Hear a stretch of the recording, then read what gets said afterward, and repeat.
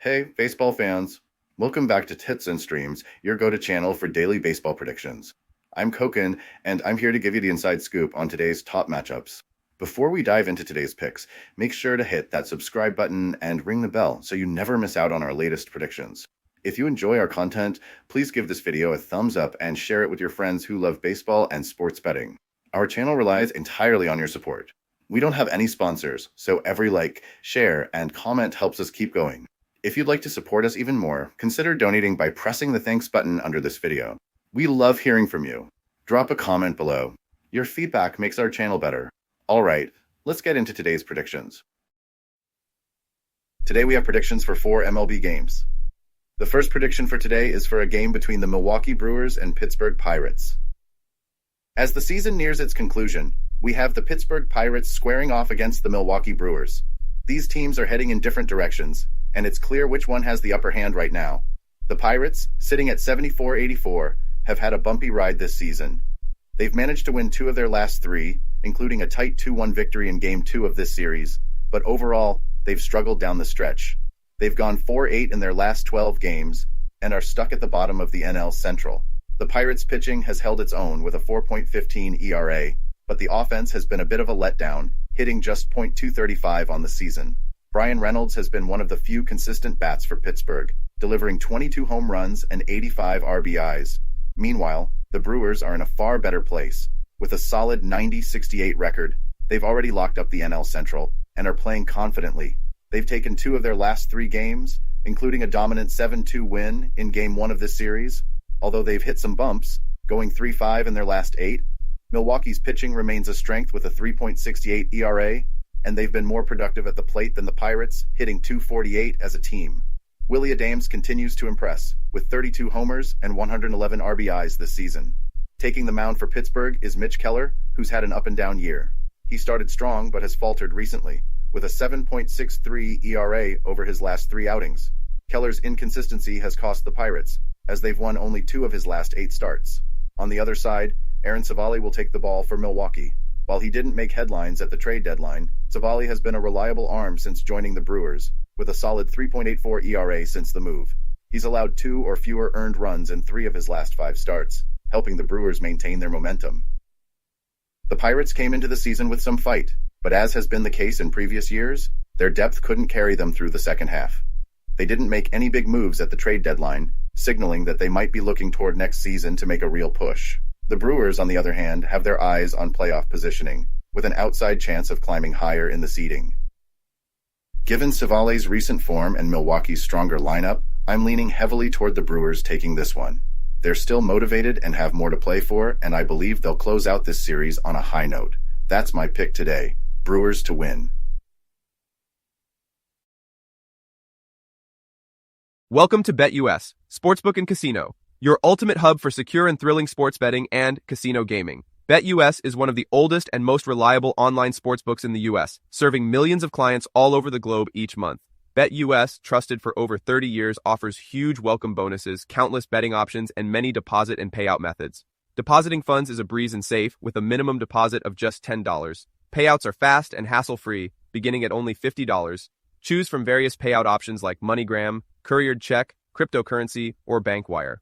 Signing up is quick and easy. For signing up, you can use the link in the description and enjoy a generous 125% welcome bonus of up to $3,000. By signing up using the link in the description, you'll also support us as we earn a small commission from your registration at BetUS. Thank you for supporting us. Join now and start winning.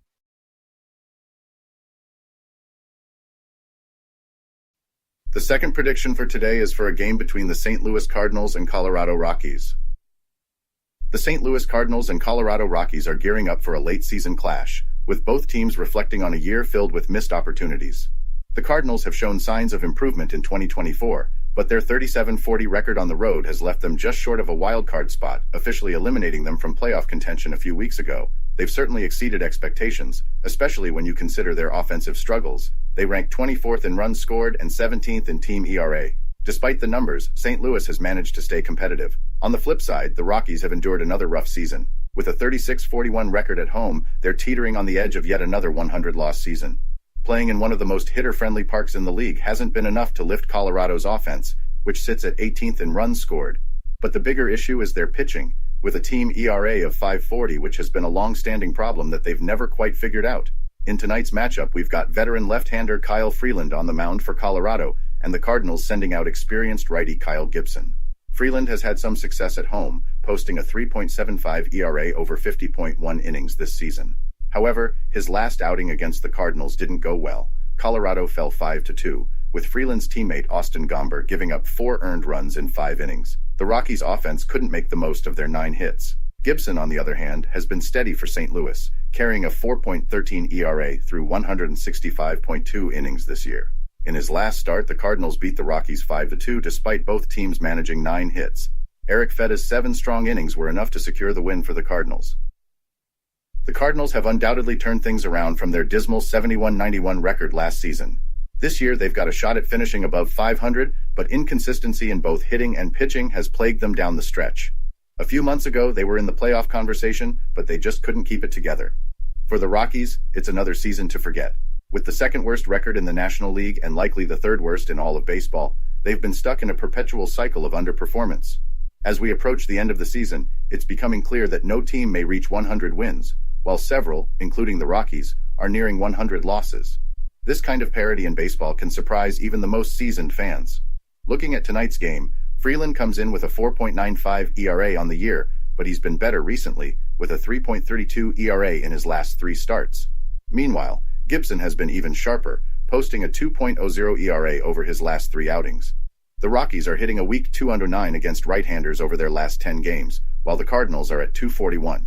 St. Louis's bullpen seems to have the advantage on paper, but Coors Field is always a wild card in these matchups. While the Cardinals have been strong on the road lately, winning 8 of their last 10 on natural grass, I've got a feeling this game could swing in Colorado's favor. I'm backing the Rockies to pull off a win at home in what could be a surprising outcome. Before we move on, I have a quick favor to ask. If you're enjoying the content, please take a second to like this video and subscribe to the channel. Subscribing might seem like a small action, but it actually makes a big impact for us. Plus, it's completely free for you. Have you clicked that subscribe button? Awesome, thank you so much for your support. Now let's dive back into the video. The third prediction for today is for a game between the Texas Rangers and Oakland Athletics. As the Oakland Athletics prepare for their showdown against the Texas Rangers, this isn't just another game, it's a farewell to an iconic chapter in their history. Since 1968, the A's have called the Oakland Coliseum home, and tonight, they'll take the field here for the last time. The significance of this moment isn't lost on the players or the fans. It's about more than just the standings. It's about pride, legacy, and giving the Oakland faithful one last memory to hold on to. The Rangers took the opening game of the series, riding strong pitching to a 3-1 victory. Adolis Garcia delivered a home run and drove in 2 RBIs, while Corey Seager continued his remarkable season, adding to his 30 home runs and 74 RBIs. However, the Rangers' offense has struggled this season, ranking 24th in the league, averaging just 4.14 runs per game. On the mound, rookie Kumar Rocker gets the nod for Texas. He's posted a 0-1 record with a solid 2.57 ERA in limited action, but his inconsistency and control issues have been evident. He gave up 2 runs over 3 innings in his last outing, and while Rocker shows flashes of potential, he's still finding his rhythm at the major league level. The Athletics, on the other hand, have had a season to forget offensively, ranking 26th in the league with an average of 4.096 runs per game. Their pitching hasn't been much better, sitting 24th and allowing 4.73 runs per contest. Brent Rooker, however, has been a bright spot, launching 38 home runs and driving in 110 RBIs. Oakland will turn to JT Ginn to start this final game. Ginn has struggled at times, holding an 0-1 record with a 4.40 ERA, but he has shown moments of promise, especially in a recent start against the Yankees where he allowed just 1 run over 5 innings.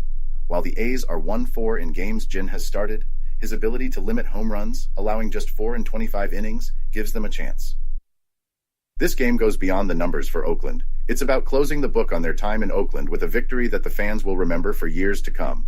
While neither team has much at stake in the standings, the emotional weight of this moment gives the Athletics a different kind of motivation. The atmosphere at the Coliseum will be electric, and I expect the A's to rise to the occasion.